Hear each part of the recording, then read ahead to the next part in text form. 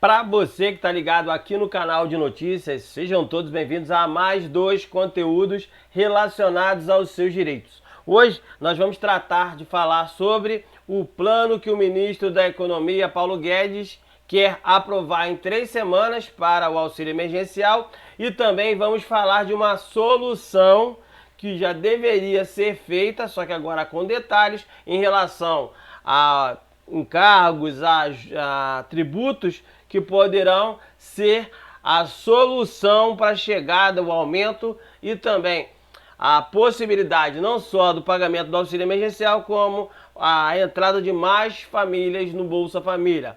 Se você quer saber de tudo, quer conhecer os seus direitos, preste atenção na matéria que a gente está trazendo agora aqui no canal. Se puder, se quiser, compartilha com seus amigos nas redes sociais, deixa o like para a plataforma entender que o conteúdo é relevante e o mais importante, se concordar, não concordar com o que a gente está passando aqui, deixe comentário sem palavrão. É claro, se vier com agressões, vai ter do outro lado também. Então, deixe seu comentário aí no canal, a gente vai explicar tudo para você a partir de agora aqui no canal de notícias, tá bom? Conheça o plano que o ministro quer aprovar em 3 semanas para o auxílio emergencial. Prazo com que a equipe econômica trabalha para aprovação do que o ministro da Economia, Paulo Guedes, chama de novo marco fiscal. Quer saber? Preste atenção. O que foi acordado? Primeiramente, tivemos um acordo na última sexta-feira, dia 12, e você vai ficar sabendo todos os pontos desse acordo, o que vai ser feito e o que o governo federal quer para começar, então, resolver essa situação que é, no caso, a solução para o pagamento do auxílio emergencial. Vamos lá. Depois de consenso fechado entre os presidentes da Câmara, do Senado e ministros, o governo tentará aprovar a proposta que viabilizará o pagamento da nova rodada do auxílio emergencial em 3 semanas. Ou seja, não é uma situação que vai acontecer na semana que vem. Então, você já tem aí o primeiro baque. Segundo o broadcast do Estadão apurou, esse é o prazo com que a equipe econômica trabalha para a aprovação do que o ministro da Economia, Paulo Guedes, chama de um novo marco fiscal, que seria composto pela inclusão na proposta da emenda constitucional do Pacto Federativo de uma cláusula de calamidade pública, uma espécie de PEC de orçamento de guerra, semelhante à aprovada no ano passado. Isso permitirá retirar os gastos do auxílio emergencial de regras fiscais, como o teto de despesas, mas criaria condicionantes, como medidas automáticas de contenção de gastos, como mostrou o Estadão na edição do último sábado. O alcance da medida ou das medidas ainda está em discussão entre o Ministério da Economia e a área política devido à urgência para aprovação na PEC de guerra. Medidas muito mais duras poderão ficar para a segunda PEC fiscal, para ser votada até o fim de julho. Na última sexta-feira, dia 12, após a reunião com Guedes, que selou o acordo, o presidente do Senado, Rodrigo Pacheco, disse que apresentaria ao Colégio de Líderes uma proposta do texto que, para o governo, deverá ser aprovada pelo Congresso Nacional até o início de março. Com isso, a expectativa é que a primeira parcela do auxílio emergencial seja paga ainda no próximo mês. Outras 2 parcelas, pelo menos, estão previstas, uma para abril e outra para maio, e possivelmente fechando a conta uma em junho. A depender da evolução da pandemia, as parcelas deverão ser de R$ 250 a um custo de 30 bilhões, ou seja, foge do que estava sendo pago antes, que começou com 600, depois caiu para 300. Pacheco disse que é fundamental que haja uma cláusula de calamidade pública na PEC do Pacto Federativo para fazer a flexibilização necessária a fim de viabilizar o auxílio emergencial no Brasil, da forma como defende o ministro da Economia, Paulo Guedes. O que foi, nesse caso, adicionado a essa cláusula para a liberação? Vamos lá. A inclusão da cláusula de calamidade pública no Pacto Federativo é vista pela equipe econômica como um respaldo necessário para o pagamento do novo auxílio.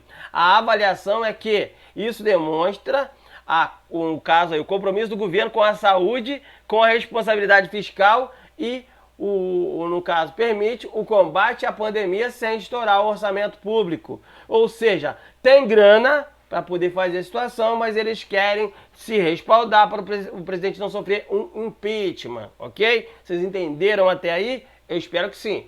Como mostrou o Estadão, a equipe econômica do governo trabalha para incluir a PEC de guerra a criação da figura do estado de emergência fiscal, pelo qual o estado ou município que declarar a emergência com base em critérios definidos na proposta poderá acionar medidas de contenção de gastos automaticamente por 2 anos. A PEC pode prever ainda que as mesmas práticas cobradas pelo Tribunal de Contas da União sejam praticadas pelos tribunais de contas estaduais e municipais. Ou seja, se vale para um, tem que valer para todo mundo. A segunda parte da matéria de hoje é que nós vamos trazer uma situação que é muito feita lá fora, em outros países, e se for aplicada aqui no país, você agora que precisa do Bolsa Família, você que está desempregado, você que precisa do auxílio emergencial, não estaria passando por esse perrengue que você está passando agora, aguardando uma decisão do governo federal em relação ao auxílio emergencial. Sabe por quê? Se fosse taxado todo o dinheiro relacionado a quem tem grandes fortunas, essa situação, essa taxa para ricos, ela ia conseguir elevar o PIB e, consequentemente, iria aumentar o valor que poderia ser pago para o Bolsa Família e a quantidade de pessoas que fossem entrar no programa. Quer saber como? Preste atenção que eu vou te explicar tudinho, é fresquinho aqui no canal. Você sabia que se taxassem os mais ricos, o nosso PIB seria maior e daria para pagar até 600 por aprovado? Então vamos lá.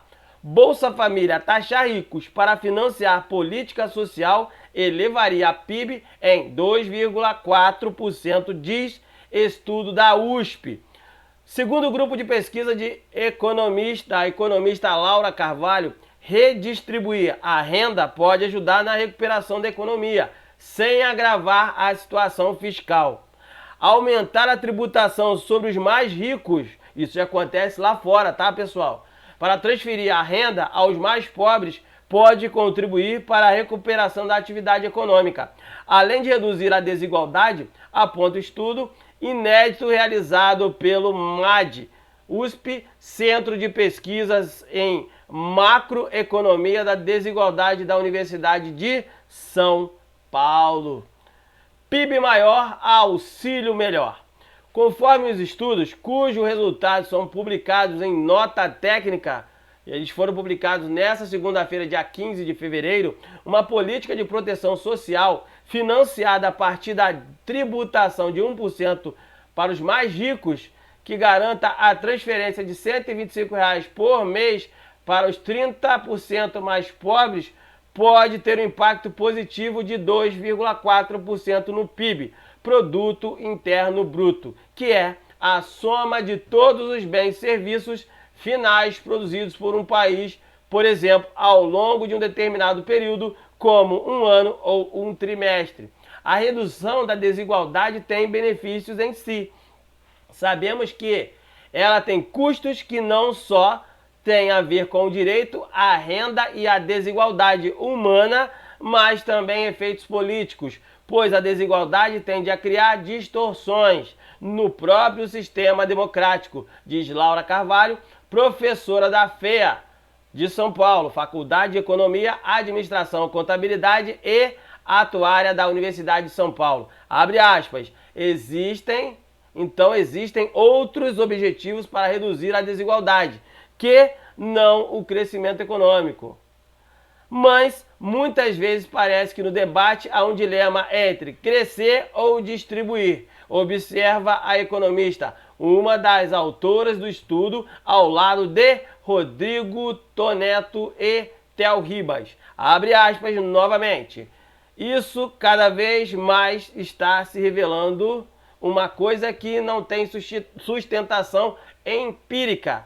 Por isso resolvemos demonstrar com dados um mecanismo que mostra que é perfeitamente possível desenhar um programa que combine redução da desigualdade com o aumento do ritmo de crescimento econômico, porque Esses objetivos não são contraditórios.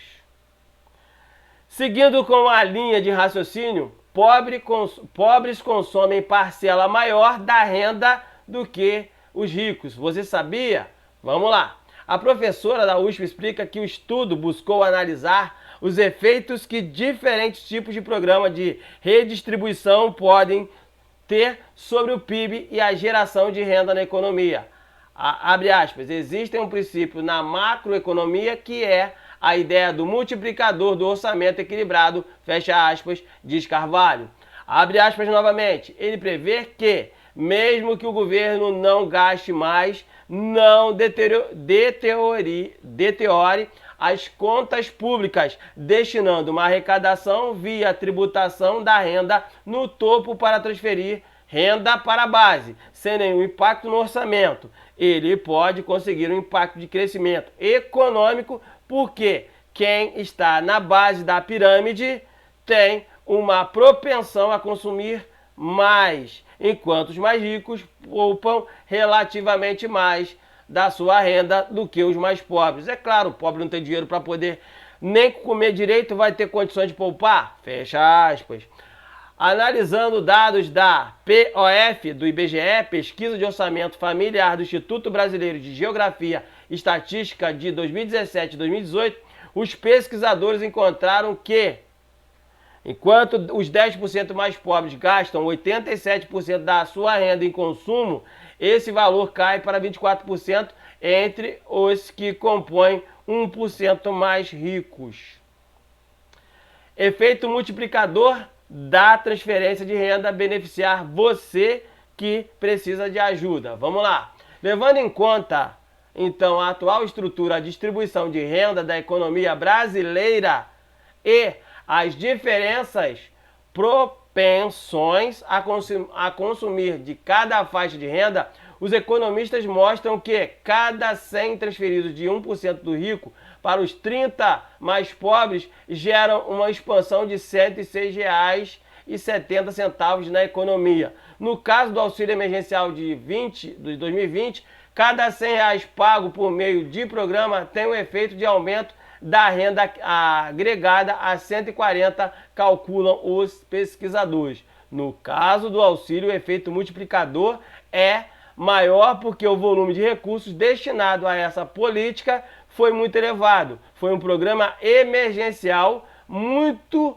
amplo, com pouco mais de 4% do PIB de 2020, destinado a essa política de transferência de renda, observa Carvalho. Por fim, os pesquisadores analisam uma política social financiada a partir de tributos cobrados dos 1%. Eu disse 1% mais ricos e que garanta R$ 125 mensais para os 30% mais pobres. Ou seja, se eles taxarem, no caso, os mais ricos, coisa que é feita nos Estados Unidos, na Europa, em vários países da Europa e também em alguns países da Ásia, e também alguns também da Ásia, no caso, o que aconteceria se eles taxassem apenas 1% dessa grana que eles têm, daria para ajudar com pelo menos R$ 125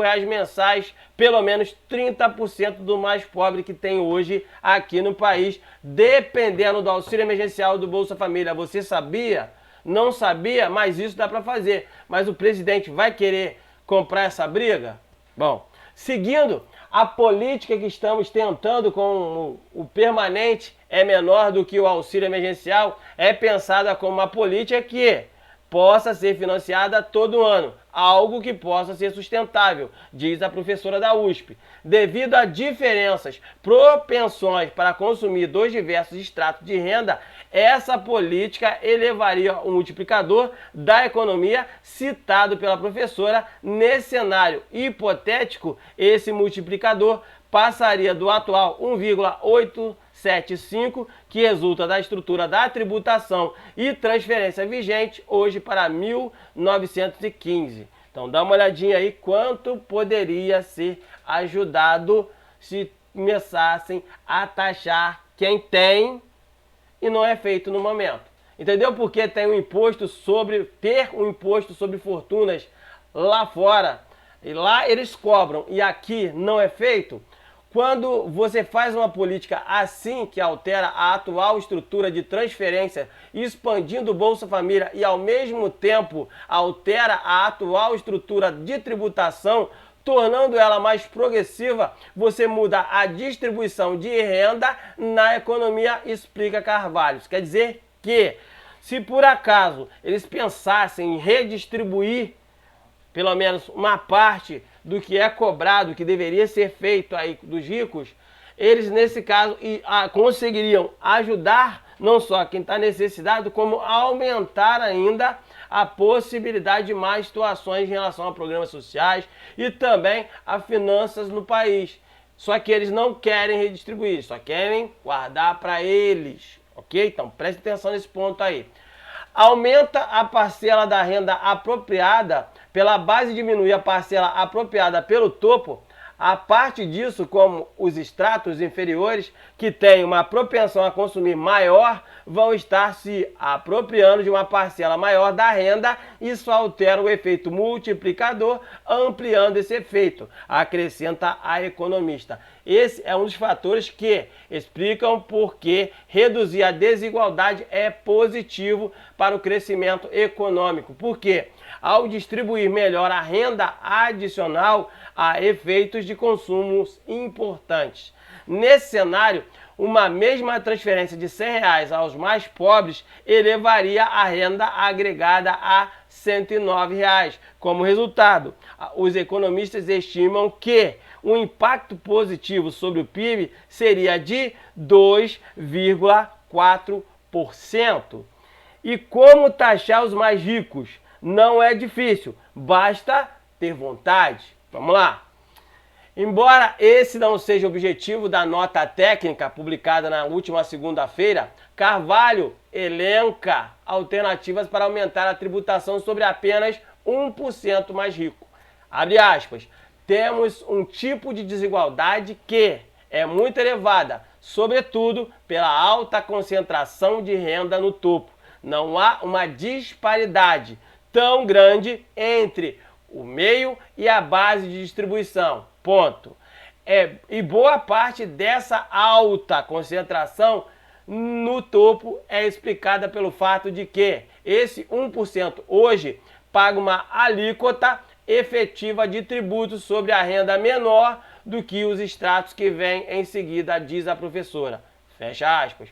Conforme a economista, isso se explica em parte pela isenção de tributação do imposto de renda sobre lucros e dividendos, ou seja, os mais ricos não têm esse imposto sobre as grandes fortunas. Por isso que cada vez eles ficam mais ricos e cada vez a gente fica mais pobre, ok? Esse é um dos elementos que faz com que quem recebe renda capital e não renda de trabalho não pague a alíquota de 27,5%, faixa mais alta da tributação de renda no Brasil. Eliminar essa isenção já aumentaria a alíquota efetiva dos mais ricos, sugere. Ou seja, cobrar uma taxa sobre quem tem grande fortuna daria a possibilidade de melhorar os programas sociais e a política de distribuição que a gente tem aqui no país. Outro elemento que contribui para o baixo patamar de tributação dos mais, no caso, abastados, são as deduções de despesas com saúde e educação privadas no imposto de renda. Isso também beneficia desproporcionalmente o topo da distribuição. Uma terceira medida seria criar uma faixa adicional de tributação para o topo, ou seja, uma faixa de imposto a ser cobrado para quem tem mais. Com uma alíquota mais alta do que os atuais 27,5%, muita gente poderia dizer que isso vai espantar os mais ricos do Brasil. Não na verdade.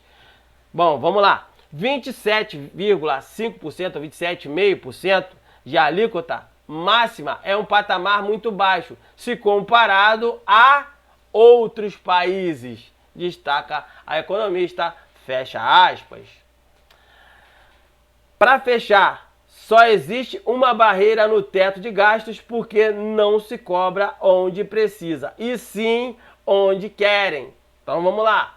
A pesquisadora lembra que os Estados Unidos, por exemplo, têm alíquota marginal máxima de 40%. Aqui no Brasil, os mais ricos, zerada.